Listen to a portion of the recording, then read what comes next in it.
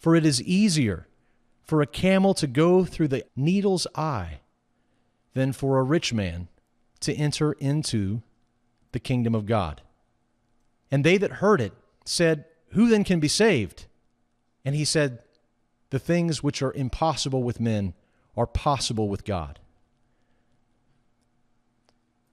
This concept or this idea of a camel going through the eye of the needle is just quite striking. It tells us, in fact, even the disciples rightfully ask, who can be saved? The rich young ruler found out that his wealth could buy him almost anything in the world except true happiness. He discovered that his money was a passport to almost anywhere in the world except to heaven. We read in Luke chapter 4, verse 18, that Jesus, when he came to the earth, he comes to the poor. He comes to the poor. When Christ comes, he comes to the poor. We read in verse 18 of chapter 4, Christ is reading from the book of Isaiah, The Spirit of the Lord is upon me, because he has anointed me to preach the gospel to the poor. He has sent me to heal the brokenhearted, to preach deliverance to the captives, and recovering of sight to the blind, and to set at liberty them that are bruised.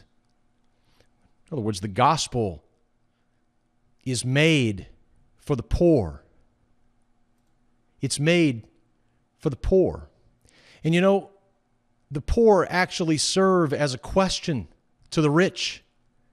They serve as a question to the rich, but the rich do not want to answer the question. The rich despise the poor in this world. I know it's not politically correct to say that. I know that we're supposed to assume that there really is no concern about classes and all of this, but it's been going on since the very beginning, and Jesus pointed it out. He said, the poor you'll always have with you. And then he says, remember in Matthew 25, whatever you've done to the least of these, you've done it unto me. The rich despise them. They look down upon the poor. They abuse the poor. They even fear the poor. They build their gated communities and try to avoid encountering the needs of the poor.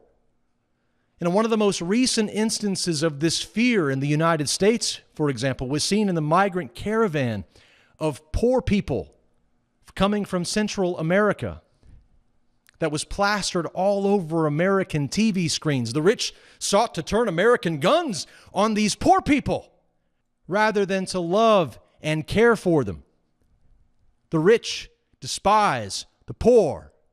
The rich hate the poor.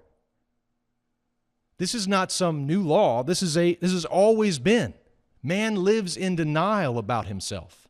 One of the greatest ironies that the modern American church today is rich among so much poverty.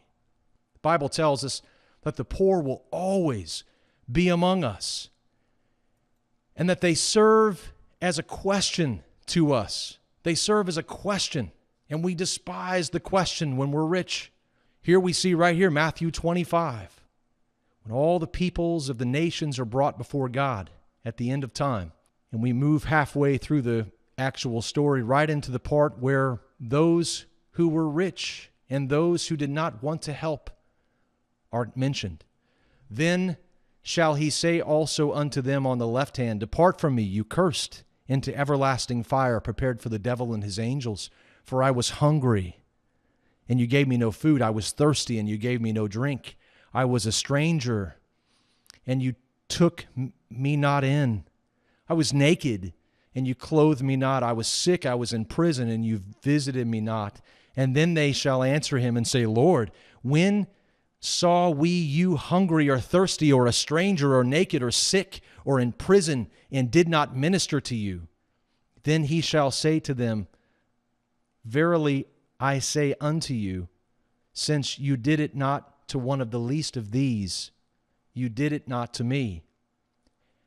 And these shall go away into everlasting punishment, but the righteous into life eternal. Into life eternal. Do you see the difference? Jesus is calling for action. When we identify with the poor, we identify with Jesus because Jesus is the poor one. He made himself poor. He identifies with the poor. He is born among the poor